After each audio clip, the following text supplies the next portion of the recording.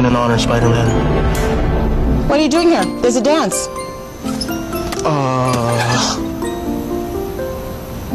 I'm looking at porn.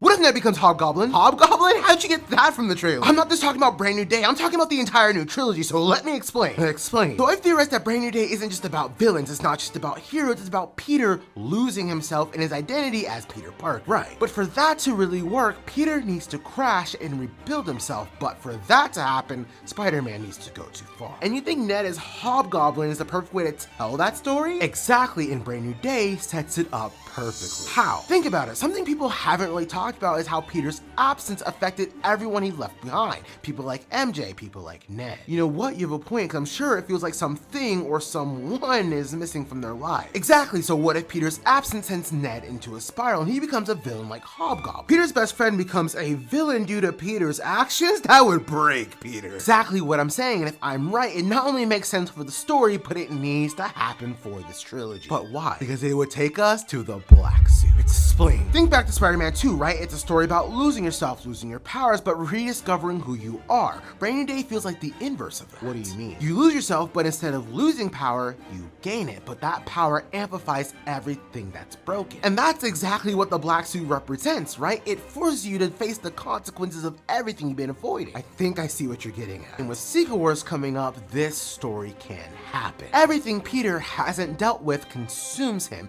and forces him to face it in the face of his best friend. It's crazy that in every Spider-Man movie, Peter's best friend becomes a villain. For Tobey Maguire and Andrew Garfield, that was Harry Osborn, who became the Green Goblin. But for Tom Holland, that friend hasn't shown up yet. And here's where things get messed up. So in the comics, Ned Leeds is a villain called the Hobgoblin. Now at first, that sounds like a stretch for the movies because he's such a nice guy. But in No Way Home, they all but confirm he's going to turn evil. Hear me out. Ned randomly opens portals and mentions that magic runs in his family, which means he has some unknown powers that could get corrupted. Now, some fans will bring up the fact that after Ned heard that the other Spider-Men had their best friends turn evil, he promised he wouldn't turn into a supervillain and try to kill Peter. And I promise you, I won't turn into a supervillain and try to kill you. But here's the problem. At the end, Peter erases everyone's memory of him, including Ned. So that promise, it doesn't really mean anything anymore. But now, here's the latest detail nobody talks about. The Hobgoblin is inspired by the Green Goblin, and after the final battle, the mask is left behind. Could that mask be what triggers his transformation? I would totally kiss you, but I think I just threw up in my mouth a little. I might have a mint. I might have a mint. I might have a mint. You're the Spider-Man from YouTube. I'm not. You were on the ceiling. Do you lay eggs? What? No. Can you spit venom? Can I be your guy in the chair? What? I knew way before MJ did. I was Spider-Man's guy in the chair. I didn't know that. And I helped him hack a suit once and kind of helped him get to space. So in Spider-Man's illegal vigilantism, you were his main accomplice. I would like to have my words stricken from the record. Hey, how you doing? Don't worry about it, I got you. Yes! Yes! Big guy, put him over the rail! Sorry, sir. So sorry. What are you doing here? There's a dance. I'm looking. You gave me a chance, I'm gonna take it. It's a shot in the dark, but I'm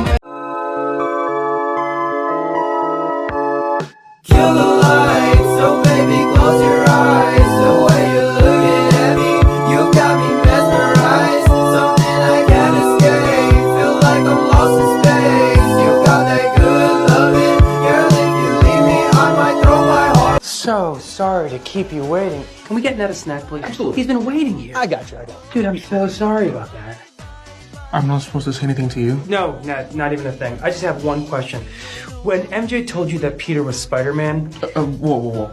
What's up? I knew way before MJ did. I was Spider-Man's guy in the chair. Oh, I know about it. Dude, half my guys are guys in the chat. Exactly. You would know. I literally helped him find the vulture. I didn't know that. And I helped him hack a suit once and kind of helped him get to space. So in Spider-Man's illegal vigilantism, you were his main accomplice.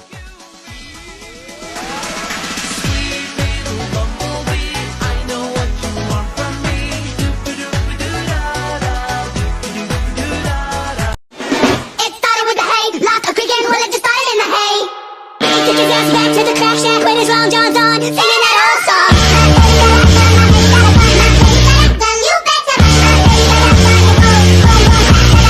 What is it like being famous when nobody knows it's you? Crazy. It's crazy. Should we tell everyone? No. Should I tell them? I'm just gonna be myself. Peter, no one wants that. You don't know Spider-Man.